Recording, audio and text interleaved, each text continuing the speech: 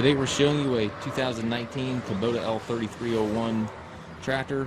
It is a four-wheel drive open operator station tractor with a Kubota LA525 quick attach front loader. Tractor has 33 horsepower, has approximately 70 hours on it.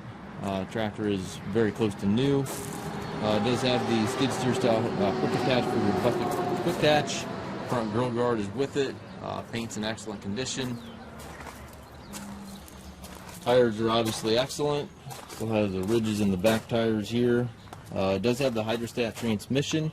Got forward reverse right there on that rocker pedal, and then 3 ranges over here on the orange handle there. It does have a foldable rollover bar, 3-point hitch, 540 PTO, drawbar top link, everything's here. Perfect size for property maintenance, brush hogging, anything to that nature. Very easy to operate. Again, with the hydrostat, you simply have a pedal right there for forward and reverse, so very easy to operate tractor, even for people who are not used to operating tractors. Again, this is your 3 ranges here, high, low, medium, so you can select different ranges for different tasks. Very nice machine. We do take trades. We also offer low rate financing for qualified customers. We also can arrange delivery anywhere here within the U.S.